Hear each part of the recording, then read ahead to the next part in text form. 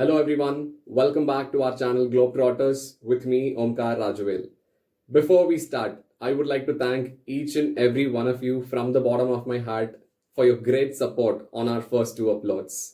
And I definitely hope the support continues. So today we're going to talk about international travel. Yes, traveling is always a pleasure, and when it comes to traveling abroad, of course, it is a kind of super excitement to many of us. There are so many stuffs which are required for an international travel, starting from having a passport, applying for a visa, hotel accommodation, return tickets, and it goes on according to the concerned country where you're going to travel to. So basically, it is a huge topic, and to talk in detail about each country's requirement will not be possible, at least not in a single video. But post lockdown, traveling international has become complicated for many people in terms of not having the clarity about the new required documents. So, what are the new required documents and why is it complicated? Number one, PCR negative certificate COVID 19. Number two, return permit. Number three, smart applications. And number four is quarantine. All these four are the new normal when it comes to an international travel. Having said that, not all the countries are asking the passengers to carry all these four documents. It purely depends on the country where you're going to travel, and it also depends on the type of visa. But at the same time, at least any one of these four documents will be definitely required to be carried at the time of travel, irrespective of the visa type or the traveling destination. So let's see in detail. Point number one, COVID 19 certificate, when it has to be issued and how the certificate should look like. When it has to be issued is again depends on the country where you're going to travel. Few countries will accept the certificate if it is issued 96 hours prior to the departure from India, and few other countries will accept only if it is within 72 hours prior to the departure from India. And the certificate validity starts from the time of sample collection of the COVID 19 test, not from the time of generating the report.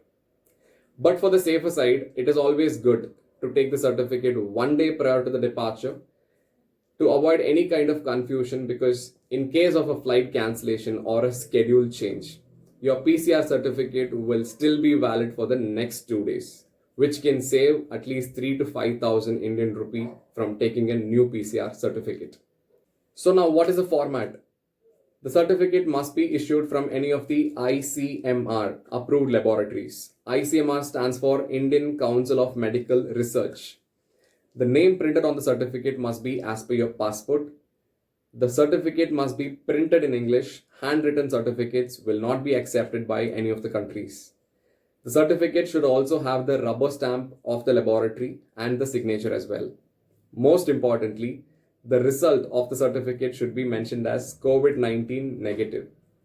Children below 12 years or children below 8 years, depending on the countries, will be exempted from taking a COVID 19 certificate. Point number two, smart applications, which has to be downloaded in your mobile phone and registered before the time of departure. This smart app again differs according to the country. Say for an example, India, the smart application is ROK Setu, and in other countries they use a different application. Point number three, return permit. This again depends on the country and the type of visa. Few country demands this return permit if you are returning back to the country on any type of visa, and few other country demands this return permit if the person have stayed out of that concerned country for more than 180 days, or if the visa has got expired. So in all these cases, a return permit has to be applied and it has to be approved by the concerned country. Only then an individual can travel back to that concerned country. And same like the passport and the visa, the return permit also has a validity. Point number four, quarantine. The word which we don't want to hear anymore. Same like the other 3 points, this also depends on the country and the type of visa. Quite a few countries still demands the travelers to be on a hotel quarantine for 7 days or 14 days after entering their country. And the hotel confirmation has to be done before the time of departure from India. So these are the four new normals when it comes to an international travel. Please do visit the concerned country's website or the airline's website to know about the actual requirement of your travel depending on your visa type. Contact the concerned airline's call center before making the booking to know in detail about the travel requirements. Also, please do contact the airline maybe 1 day or 2 day prior to your departure, just to ensure that the things are set and you will not face any last minute challenge, because these rules are getting changed every now and then.